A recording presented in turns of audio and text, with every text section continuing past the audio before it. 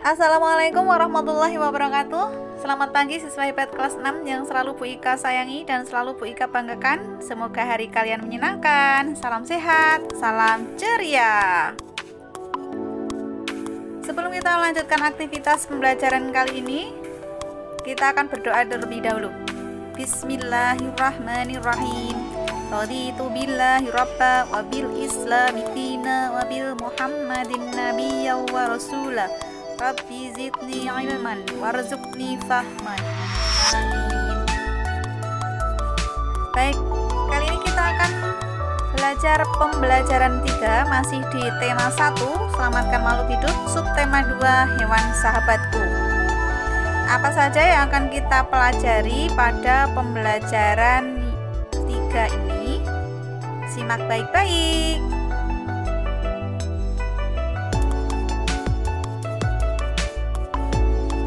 Baik, pertama kita akan menganalisa teks laporan hasil pengamatan hewan vertebrata. Setelah melakukan pengamatan, kalian juga akan menganalisa perkembangbiakan hewan vertebrata. Berikut adalah gambar hewan vertebrata, bisa kalian lihat sendiri. Ada ular, ada jerapah, gajah, burung, anjing, ayam, ya, itu adalah contoh-contoh hewan vertebrata. Hewan vertebrata mempunyai ruas-ruas tulang belakang dan habitatnya di darat, air tawar maupun di laut. Vertebrata memiliki bentuk kepala yang jelas dengan otak yang dilindungi oleh tulang kepala, memiliki rahang 2 pasang. Biasanya begitu ya, ciri-ciri hewan vertebrata. Hewan vertebrata itu ada jenisnya. Yang pertama adalah jenis ikan, yaitu hewan yang hidup di dalam air, bernafas dengan insan dan bergerak menggunakan sirip, berkembang biak dengan cara bertelur. Tapi ada yang beranak ya. Ini jenis hewan bertulang belakang yang pertama. Jadi jenis-jenis ikan itu termasuk vertebrata. Kemudian yang kedua,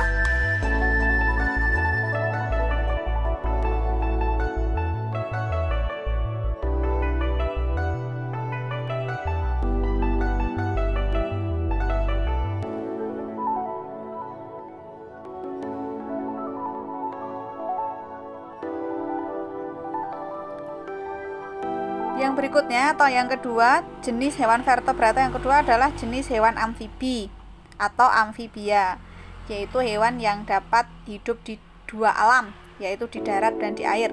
Berdarah dingin, tidak dapat mengatur suhu badan sendiri, dan bernafas dengan paru-paru. Contoh hewan amfibi itu ya katak, salamander, dan kadal air. Ini gambar salamander ya, di ujung kiri itu sejenis kayak kadal. Amfibi itu ya katak gitu, kadal. Hewan yang bisa hidup di 2 alam, di darat dan di air.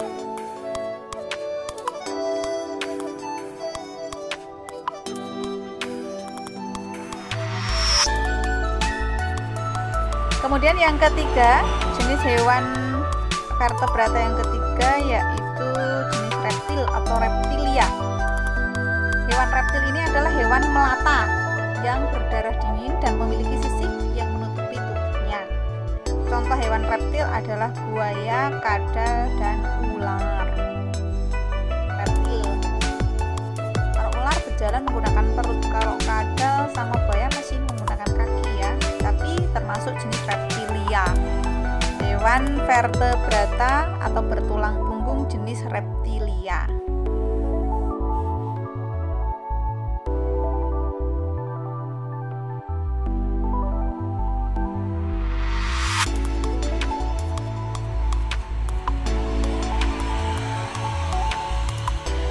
Kemudian yang berikutnya, yang keempat, jenis hewan vertebrata atau hewan bertulang punggung yang keempat yaitu burung. Namanya aves ya, nama latinnya aves. Yaitu hewan yang bisa terbang. Hewan aves atau burung ini memiliki bulu yang menutupi tubuhnya dengan alat gerak berupa kaki dan sayap. Meskipun aves sering disebut sebagai hewan yang bisa terbang, ada beberapa jenis hewan yang tergolong dalam aves tetapi tidak bisa terbang, seperti ayam, bebek, angsa, dan kalkun. Hewan bertulang punggung jenis burung atau aves. Kalau jenis aves tetapi yang tidak bisa terbang itu termasuk unggas. Hewan unggas.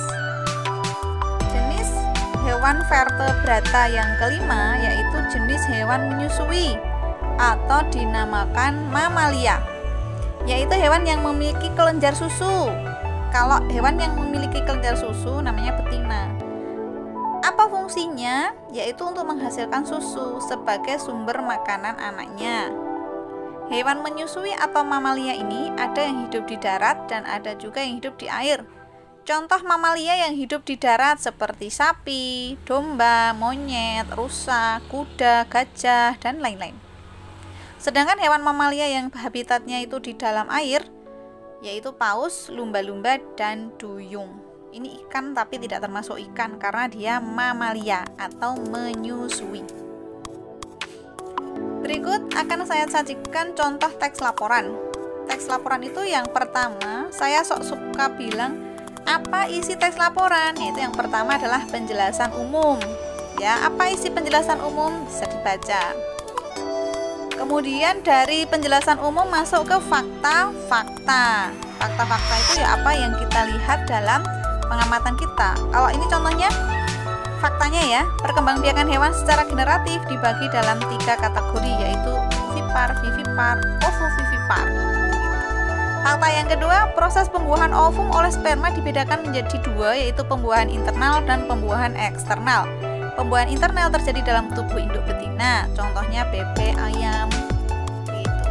Kalau yang di luar, kemarin sudah kita jelaskan ya, ini Bu Ika mengulas sekilas saja. Ciri-ciri hewan ovipar atau yang bertelur, 1. Tidak memiliki daun telinga, kemudian mengerami telurnya, biasanya tubuhnya ditutupi bulu. Pembuahan terjadi di dalam atau internal. Kemudian fakta-fakta yang berikutnya, perkembangbiakan secara melahirkan atau generatif ini setelah terjadi pembuahan embrio berkembang di dalam rahim induknya dan mendapatkan makanan langsung dari induk betina melalui plasenta atau ari-ari. Ciri-ciri hewan yang vivipar atau melahirkan yaitu memiliki daun telinga, memiliki kelenjar susu, janin dalam tubuh dan rahim induknya, janin memperoleh makanan dari induknya. Pertumbuhan janin itu relatif lambat. Fakta berikutnya, pada perkembangbiakan jenis ovovivipar merupakan pembuahan yang terjadi di dalam tubuh hewan betina. Setelah pembuahan terbentuk telur, zigot tumbuh menjadi embrio di dalam telur tersebut. Makanan zigot diperoleh dari telur, bukan dari induknya. Ciri-ciri hewan ovovivipar: tidak memiliki kelenjar susu, makanan diperoleh dari telur, bukan dari tubuh induknya, kemudian zigot tumbuh menjadi embrio dan di dalam telur menetas. Itu contoh hewan bertelur dan beranak. Kesimpulannya, perkembangbiakan generatif pada hewan membutuhkan alat kelamin jantan dan alat kelamin betina. Pembiakan secara generatif ditandai dengan adanya pembuahan. Baik, itu yang terakhir tadi adalah sekilas tentang teks laporan. Isinya adalah penjelasan umum atau informasi umum, kemudian fakta-fakta dan kesimpulan. Dari penjelasan umum dan fakta kita ambil ide pokoknya, kemudian disimpulkan. Dari beberapa ide pokok itu kita rangkai menjadi sebuah kesimpulan. Baik, sekian dulu. Semoga bermanfaat. Sampai jumpa. Wassalamualaikum warahmatullahi wabarakatuh.